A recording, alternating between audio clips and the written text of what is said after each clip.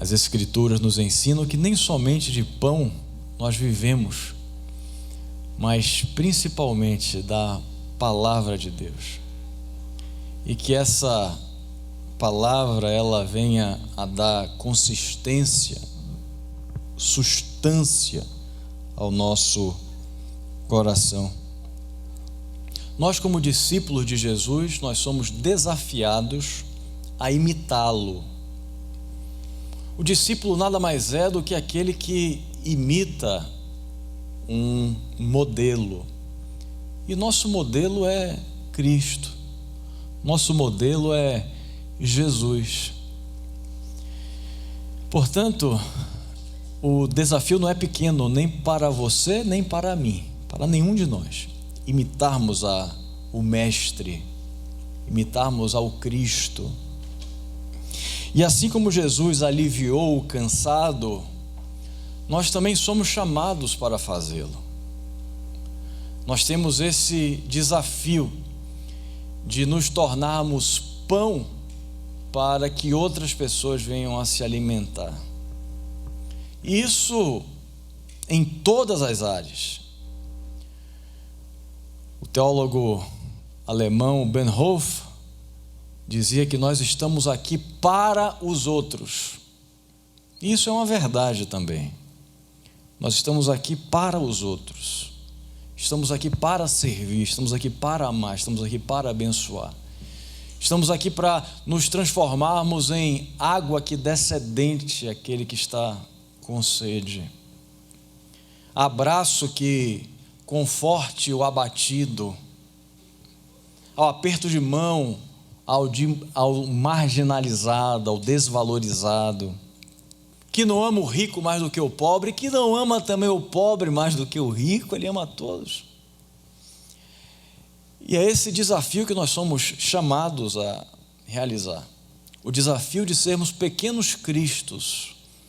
Cristãos, no início da igreja, era considerado aquele que era um pequeno Cristo, um Cristo miniatura.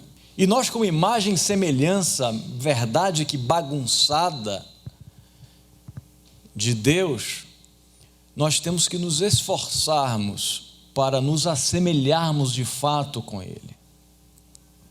Esse é o desafio para você e para mim. Nós não fomos chamados para sermos religiosos. Nós não fomos chamados para frequentarmos uma igreja. Nós fomos chamados para um desafio muito maior.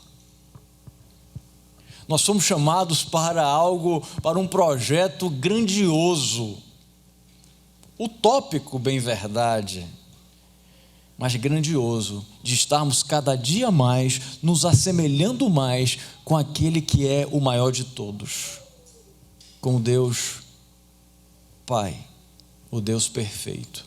E não é por ser um projeto impossível de ser concretizado na prática da vida, porque ninguém pode ser como Jesus, que nós iremos nos evadir ao crescimento, a chegar o mais próximo possível dele. Assim como não foi impossível os homens conhecerem parte do universo, apesar de ser impossível conhecer o universo todo, nós, não obstante não podermos chegar à estatura de Cristo, temos que manter a andadura para podermos estar cada dia mais próximo. O mais impressionante na pessoa de Deus não foi o fato de ter criado o céu e o sol, o mar e a lua, a prata e o ouro, nem mesmo o fato de ter criado Adão e Eva, o homem e a mulher. O mais impressionante na pessoa divina foi tê-los amado, ainda que eles fossem pecadores, ainda que eles tivessem dito não para Deus, ainda que eles tivessem corrido da boa obra, ainda que eles tenham desfeito a imagem plena e completa que tinham com o Criador, Deus continuou amando. Para Adão e Eva as coisas estavam resolvidas. No Gênesis a gente percebe que é Deus que os procura. Eles se esconderam, Deus os procurou. E esse fato é tremendo, esse fato é de uma significação intensa e expressiva. Imagine você sendo injustiçado, sendo vilipendiado, sendo desprestigiado de uma forma que nós não podemos conceber por alguma pessoa, e aquela pessoa vai embora e você procura a reconciliação com ela. É você que vai atrás, porque o seu amor por ela não pôde resistir ao chamado de procurá-la. Esse é o Deus que nós servimos, esse é o amor que Ele tem por nós. E nós, como réplicas dele, mesmo sendo réplicas desarrumadas, nós nos tornamos os braços por meio do qual Deus abraça. Nós nos tornamos as mãos com as quais Ele acaricia, a boca pela qual Ele anima e aconselha. Nós fomos chamados para aliviar os fardos uns dos outros. Esse é um dos chamados que nós temos, aliviar os fardos. Sabe aquele guindaste que há nos portos, que pegam os containers do caminhão e bota em outro lugar? Nós somos chamados para fazer mais ou menos isso, a ação guindastiana, tirar os fardos, tirar os containers dos ombros das pessoas e lançá-los em outro lugar, para aliviar os ombros, para que as pessoas sejam mais felizes. Nós somos aliviadores de fardos. Nós somos aliviadores de fardos. Que nós não nos esqueçamos disso. Que nós não nos esqueçamos disso. O poeta Tavani expressa dessa forma o chamado cristão para aliviar os fardos. Ele diz assim: não me é dado incutir verdades científicas, nem tenho o dom das mágicas cadências que emocionam, não pode minhas mãos tirar de algum teclado uma série de harmonias, nem posso com pincel pintar na tela um mar de vidro ou o perfil de um santo. Oro, no entanto, pela graça de aliviar o rude fardo dos que parecem sucumbir-lhe ao peso, e o dom de encaminhar um ser da dor para a suave luz que um dia lhe fugira. A graça de aliviar o rude fardo dos que parecem sucumbir-lhe ao peso, e o dom de encaminhar um ser da dor para a suave luz que um dia lhe fugira. Mateus 25:40 diz assim: o rei respondendo lhe dirá: em verdade vos afirmo que sempre que o fizestes a um destes meus pequeninos irmãos, a mim o fizestes. O rei respondendo lhe dirá: em verdade vos afirmo que sempre que o fizestes a um destes meus pequeninos irmãos, a mim o fizeste. Cuidado, Jesus pode estar se disfarçando para você. Sim, Ele pode estar se disfarçando no rosto de um irmão. E tal conceito tem toda a harmonia com a sistemática bíblica.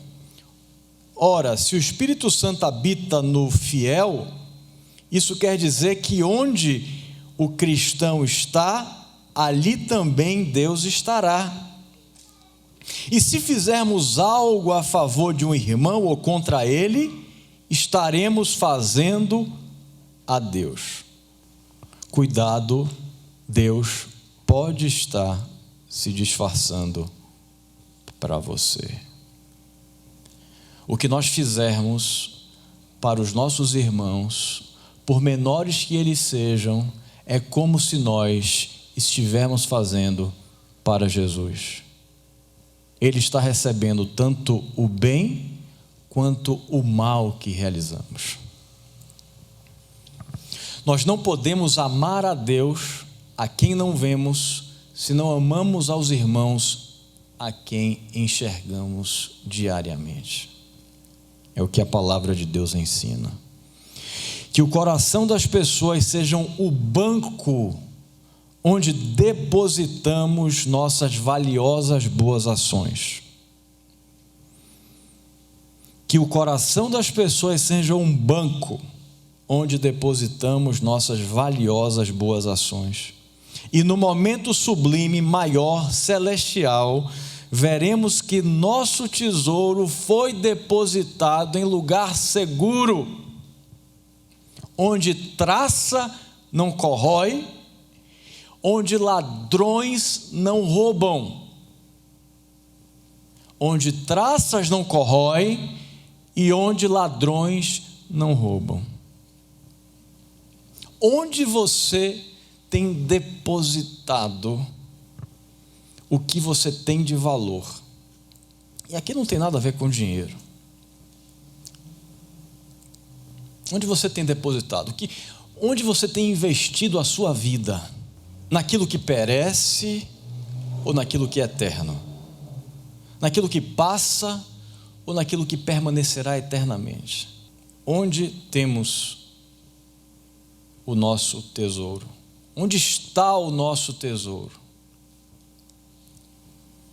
Em que banco temos depositado? Certa vez um senhor chegou no céu, é uma ilustração, é claro. Então ele viu que no céu havia diferentes mansões, umas maiores, mais bonitas, outras menores. Ele então perguntou ao anjo: por que essa distinção de moradias? O anjo então respondeu: nós construímos e decoramos as casas aqui em cima de acordo com o que recebemos de vocês lá de baixo. Em que tipo de casa você deseja morar? Que tipo de decoração? A construção lá de cima será feita com as obras aqui de baixo. Econômico, Bamerindos, Real, BBVA, Bozano Simonsi, Comide, Excel, Garantia, Multiplique, Nacional, Nossa Caixa, Sudamares, Unibanco, HSBC do Brasil, Icatu, Crédito Real. Todos esses bancos não existem mais. Em que banco você está depositando os seus tesouros? Naquele que pode não existir mais? Ou no banco infalível? No banco seguro, que é o banco de Deus? Onde nós temos depositado os nossos valores? Nossos bancos não quebram somente quando eles deixam de existir. Os bancos seculares não quebram somente quando eles deixam de existir. Pois ainda que eles não deixem de existir, nós estaremos e estamos deixando de existir para eles.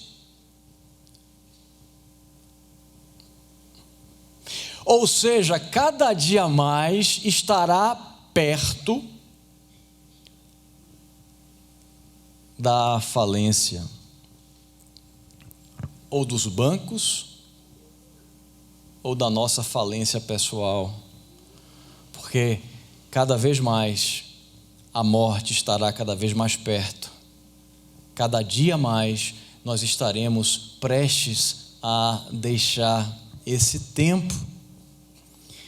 E nós precisamos com clareza, ter a nossa fortuna no lugar adequado, para não acontecer como Lucas afirma no capítulo 12, verso 16 a 21, Lucas 12, verso 16 a 21, diz assim a palavra de Deus, Lucas 12, 16 a 21. E lhes proferiu ainda uma parábola, dizendo: o campo de um homem rico produziu com abundância, e arrazoava consigo mesmo, dizendo: que farei, pois não tenho onde recolher os meus frutos? E disse: farei isto, destruirei os meus celeiros e reconstruí-los-ei maiores, e aí recolherei todo o meu produto e todos os meus bens. Então direi à minha alma: tens em depósito muitos bens para muitos anos, descansa, come, bebe, regala-te. Mas Deus lhe disse: louco, esta noite te pedirão a tua alma, e o que tens preparado para quem será? Assim é o que entesoura para si mesmo e não é rico para com Deus. Assim é o que entesoura para si mesmo e não é rico para com Deus. Nós somos desafiados a vivermos um evangelho que seja rico de boas obras, rico de amor ao próximo, rico de cuidado com o outro. Nós não podemos cair na tentação de vivermos um evangelho vazio, frio, pequeno. Nós devemos viver um evangelho abundante, rico, imitando a Cristo em todos os momentos. Nós devemos viver o evangelho como se estivéssemos no palco atuando para 3 espectadores somente: o Pai, o Filho e o Espírito Santo. Nós não devemos viver para o outro enxergar e ver.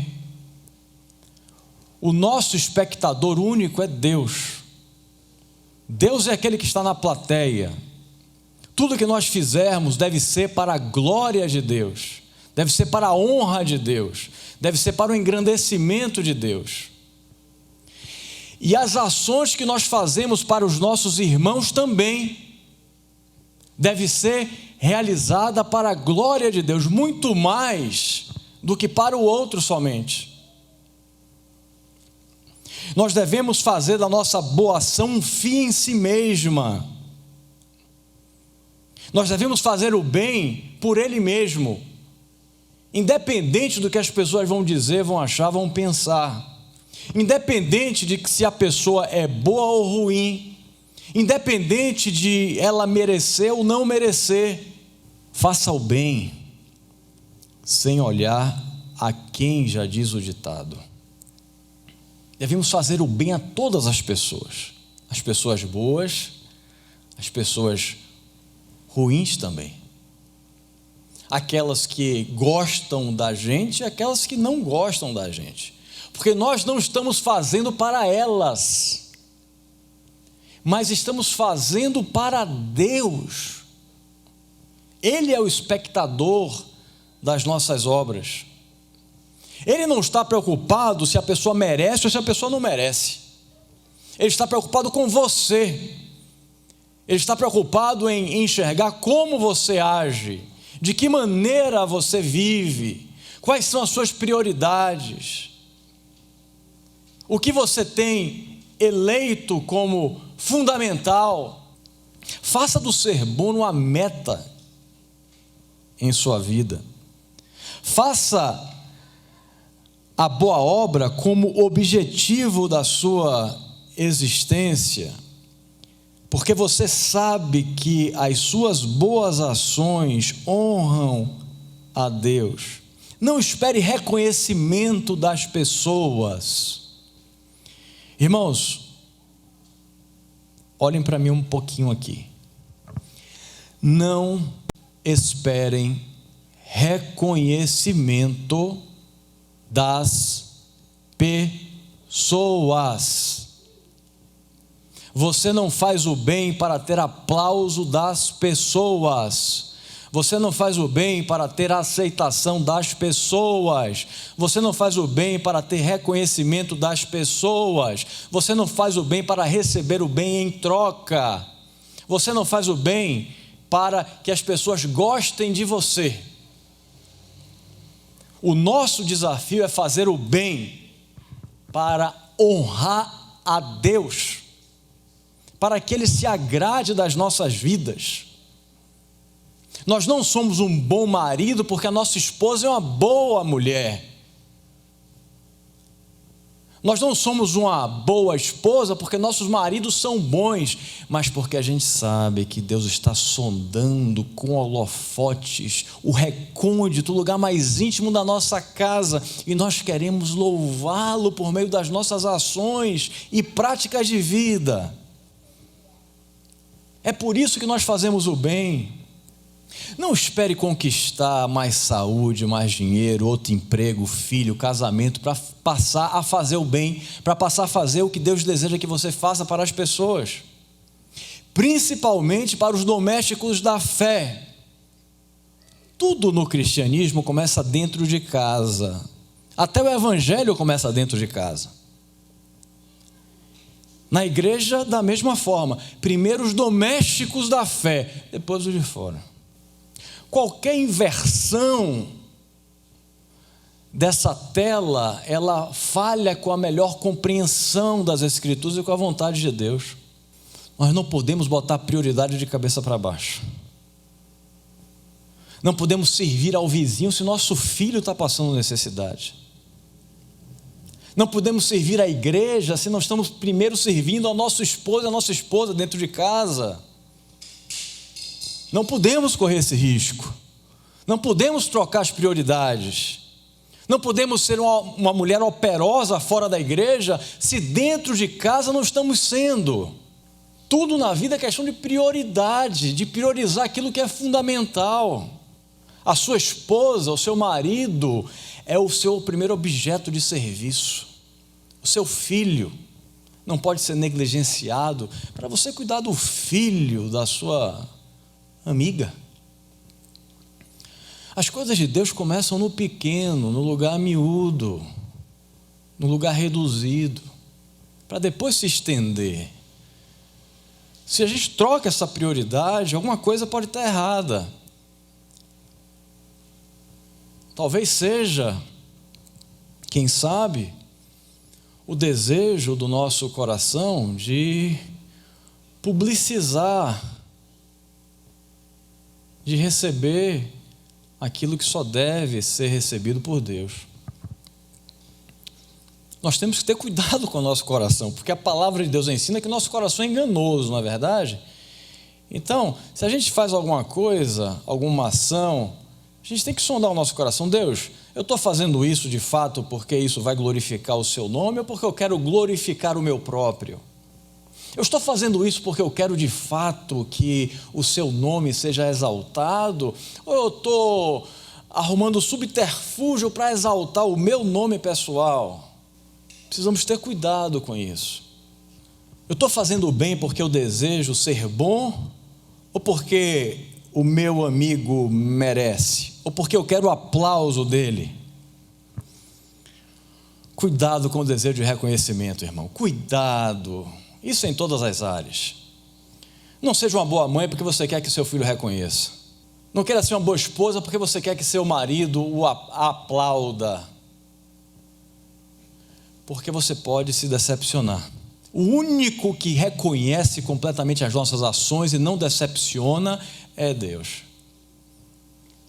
Não espere reconhecimento. O poeta Augusto dos Anjos, paraibano,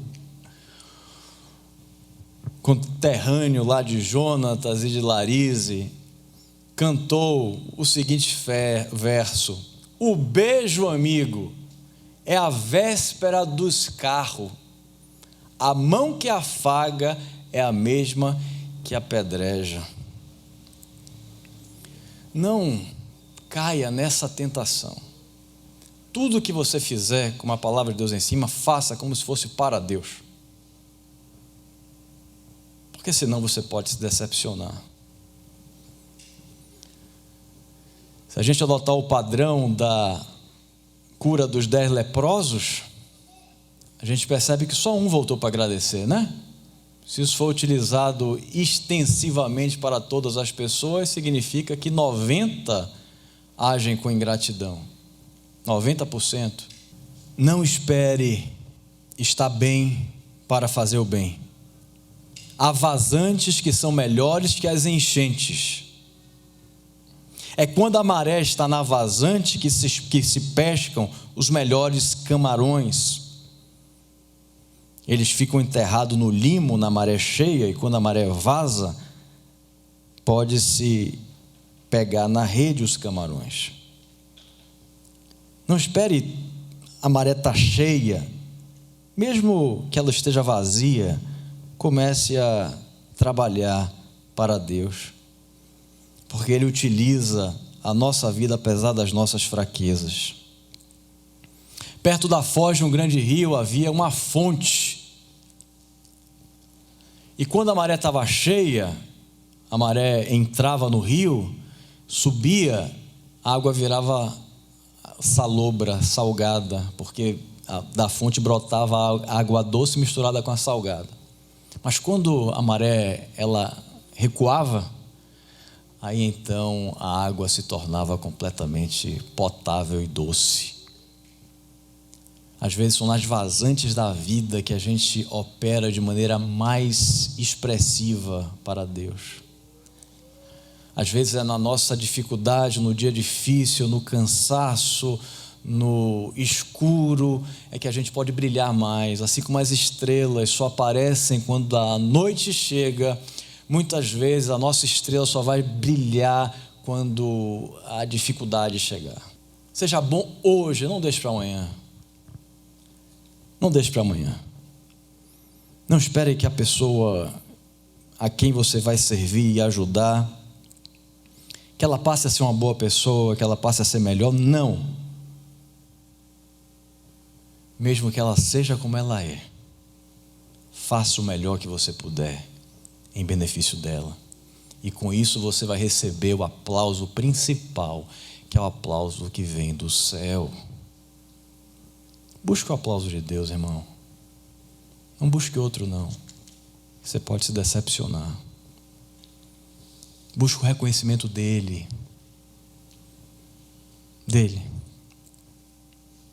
Que nós sejamos doadores de sangue. Há algum doador de sangue aqui? Uma doadora de sangue, 2, 3, 4, 5. Que bênção, que bênção. Que nós sejamos doadores de vida. Diferente daqueles insetos, não sei nem que tipo de animal é aquele, mas o sanguessuga, né? Ele, em vez de dar, ele está o tempo todo sugando, tirando. Que nós sejamos sanguessugas invertidos, que nós sejamos sempre ofertando, não é? E nada mais importante e impactante para uma pessoa do que ela receber uma boa ação. Isso transforma uma vida. Nada mais impactante para a transformação de pessoas que uma ação que seja altruísta, pensando no seu bem.